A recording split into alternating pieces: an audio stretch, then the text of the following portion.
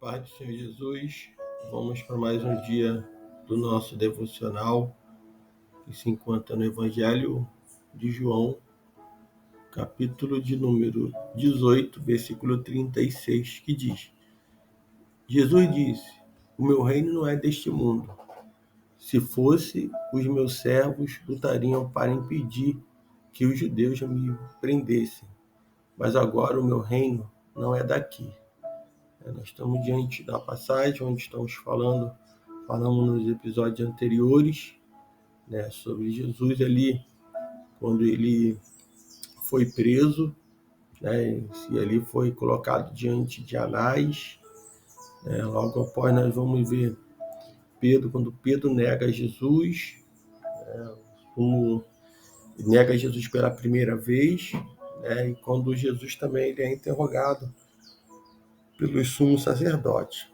E agora nós vamos começar no versículo 25, onde nós vamos ver Pedro negando Jesus mais duas vezes. Enquanto Simão Pedro ele estava se aquecendo, né, nós falamos anteriormente que aquela época era uma época fria, e eles acenderam uma fogueira, e ali estava, né, homens, né, alguns servos, alguns soldados que estavam se aquecendo numa fogueira, né, enquanto Jesus estava sendo interrogado, tinha sido levado para o interrogatório. E nós vamos ver que ali, né, pela segunda vez, segunda e terceira vez, Pedro vai negar, né? E ali eles estavam aquecendo e um deles vai perguntar: você não é um dos discípulos dele? E ele negou dizendo: não sou. Um dos servos do sumo sacerdote, né, parente do homem cuja orelha, né, Pedro ele tinha cortado, né, ele insistiu, porque ele viu Pedro, né, ele insistiu. Ele diz: não ouvi com ele no olival? E mais uma vez Pedro negou, e imediatamente o galo cantou, né, isso cumprindo o que o Senhor Jesus tinha falado. Então, o ponto interessante é que nós devemos, né, nunca dizer que nós não pecamos, ou muitas vezes se achar tão santo, tão, né, como aquele que não erra, que não peca. Pedro, ele disse que até morreria pelo Senhor, mas o próprio Senhor falou que ele, assim, o negaria. E isso se cumpriu. Então, todos nós somos falhos, somos dignos da misericórdia do Senhor. Se não fosse a sua graça, seu favor pelas nossas vidas, nós não estaríamos nem aqui. E nós vamos seguindo esse texto. João ele vai escrever, vai falar que Jesus se encontrava ali diante de Pilatos, né? E ele diz no versículo 28 que em seguida os judeus levaram Jesus na casa de Caifás para o pretório. O pretório era um tipo de lugar ali onde eles julgavam, as pessoas eram julgadas, né? Onde ele era até interrogada, melhor dizendo, naquela situação. E Jesus ele vai ser levado para esse lugar, um lugar onde ele vai ser interrogado, né? E chegando ali, ele vai ser Pilatos, ele vai atender, né? E os judeus naquela época, se aproximando da festa da Páscoa, né? Eles não poderiam entrar porque era um lugar que não era purificado, né? E ele vai pedir, Pilatos vai até o encontro, onde se encontra ali, né, aquele sacerdote, onde encontra aqueles homens ao qual estava, né, querendo obter, até mesmo de Pilatos, uma autorização ou uma ordem para tirar a vida de Jesus. Versículo 28 continua dizendo: já estava amanhecendo, e para evitar contaminação cerimonial, os judeus não entraram no pretório, pois queria participar da Páscoa. Então, Pilatos saiu para falar com ele. E Pilatos faz uma pergunta, né? Que acusação você tem contra este homem? Se ele não fosse criminoso, não o teríamos entregue a ti. Foi o que ele respondeu. Então, eles estavam ali acusando Jesus como se ele fosse um grande criminoso. E por isso eles estavam levando e colocando diante de Pilato. E Pilato disse: leve-nos e julguem-nos conforme a lei de vocês.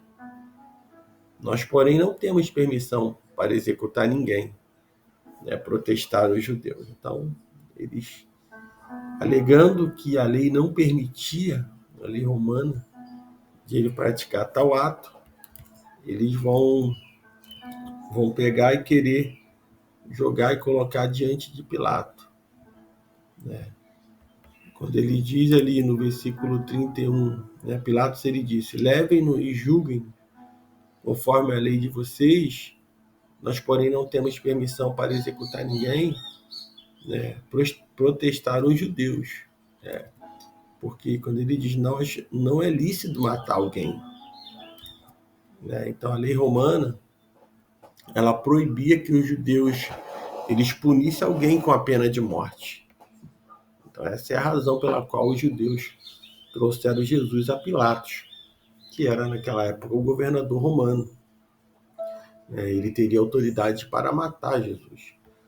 Por mais que depois Pilatos tenha lavado as mãos e jogado essa responsabilidade ao povo judeu, a responsabilidade maior ainda recaía sobre ele, pois ele tinha pleno poder para livrar Jesus.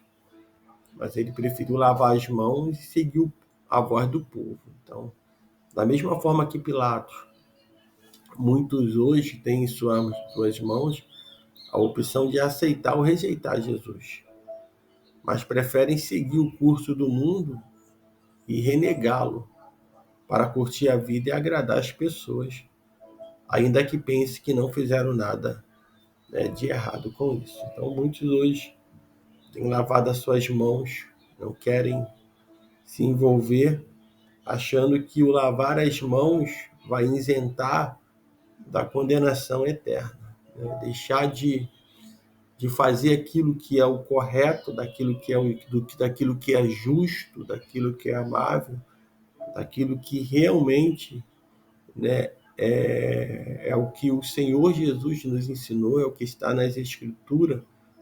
Muitos têm lavado as mãos e não querem se envolver com essas coisas. Não querem se envolver e tendo até mesmo a oportunidade de resolver, de livrar de repente uma vida das mãos do inimigo.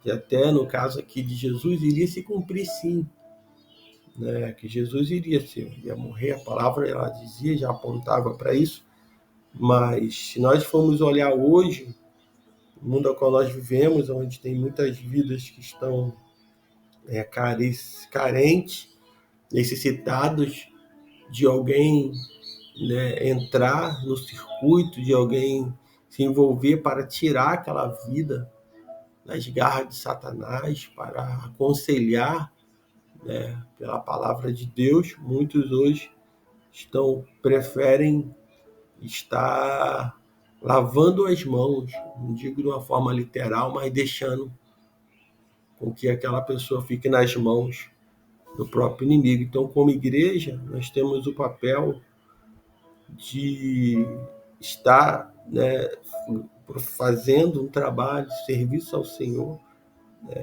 pregando a sua palavra, anunciando o evangelho do reino do Senhor Jesus a toda criatura, para que assim nós possamos cumprir o ID do Senhor e o evangelho do Senhor ser pregado em todos os lugares, em todo o mundo. Então, nós vamos ver aqui no texto que Pilatos, ele fala: levem e julguem conforme a lei de vocês. E ele disse que não tinha permissão para executar, porque a lei romana não permitia. E protestaram. O 32 diz: isso aconteceu para que se cumprisse as palavras que Jesus tinha dito, indicando a espécie de morte que estava para sofrer. Muitas das vezes a gente olha esse texto aqui se a gente não se atentar, a gente não se colocar como numa situação que Jesus estava, até mesmo dele saber qual era o tipo de morte, como ele seria morto, né? A pessoa se lá morrer sem saber o tipo da morte é uma coisa. Mas você saber que você está caminhando para o Calvário, você está indo ao encontro de uma morte horrenda, de um sofrimento, de algo assim tão cruel, né? Não é para qualquer um, é só para aquele que tem realmente um chamado e está aguardando o cumprimento da promessa. O 33 diz: Pilatos então voltou para o pretório, chamou Jesus e lhe perguntou: Você é o rei dos judeus? No 34, Jesus perguntou-lhe: Essa pergunta é tua, ou outros te falam a meu respeito? Né? Ele diz que tu dizes de ti mesmo, né? Tu dizes isso de ti mesmo. Então Jesus deu uma oportunidade ali, uma oportunidade, podemos dizer que é uma oportunidade de ouro para Pilatos reconhecer, né, como rei.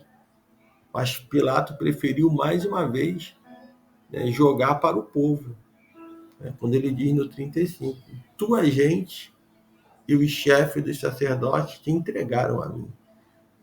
Então, uma oportunidade, como muitos hoje têm, de reconhecer Jesus como Rei dos Reis, de reconhecer Jesus como o Senhor dos Senhores, né? Mas preferem negá-lo, preferem responsabilizar os outros ou colocar na conta de outras pessoas do que realmente decidir, porque muitos hoje estão vivendo como se o reino fosse desse mundo, como se fosse morador dessa terra, né, permanente, e que em algum dia, em qualquer momento, né, vai chegar o dia do julgamento eterno. Então, muitos não se preocupam, estão preocupados com hoje.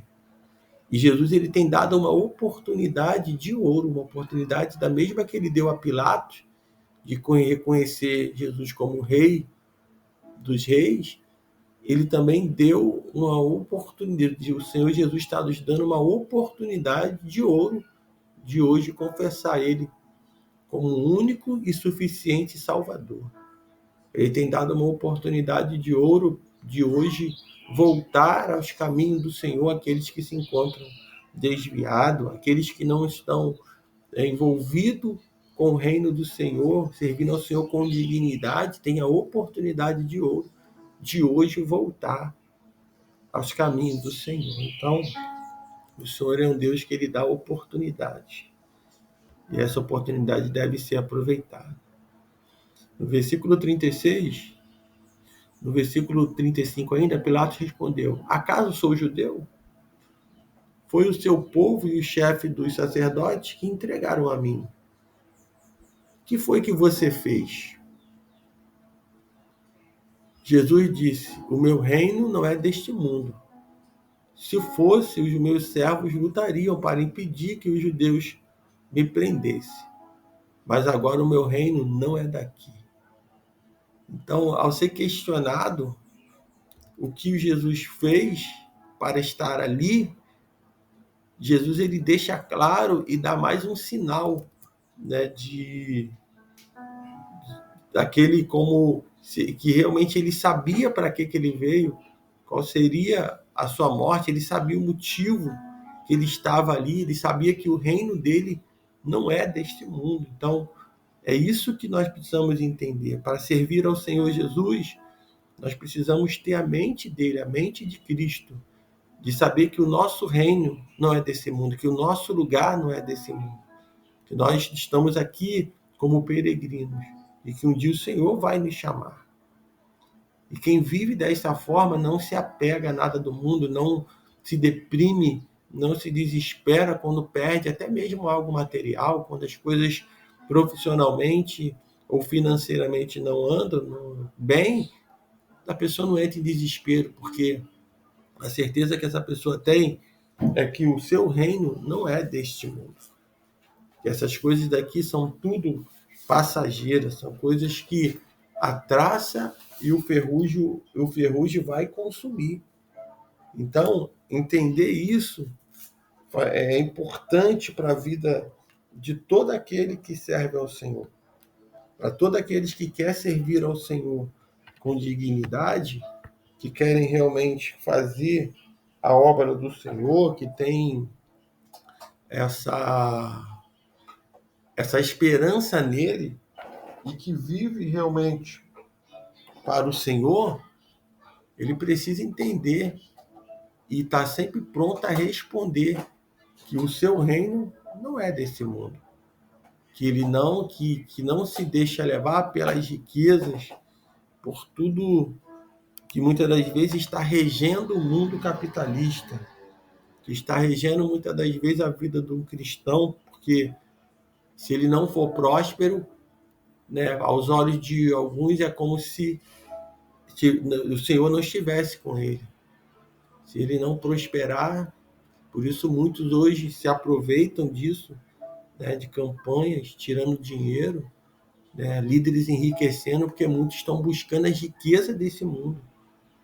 Mas entendemos que se nós buscarmos o reino dos céus e a sua justiça, as demais coisas vai ser acrescentado, comer, o beber e o vestir. Vamos se esforçar assim, vamos trabalhar assim, mas não vai ser nada que vai tomar o lugar de Deus nas nossas vidas.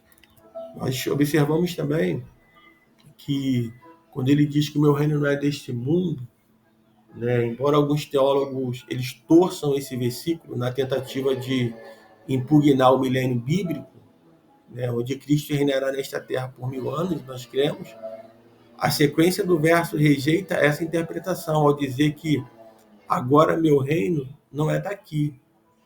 Se Jesus fez questão de empregar o termo agora, é porque um dia o reino de Deus seria terreno, mas ainda não naquele momento. Então, naquele momento, o reino ainda era dos céus, sendo visíveis na terra apenas espiritualmente, até que chegar o dia em que Jesus voltará, e o reino dos céus se tornará visível na terra, né, em sentido literal.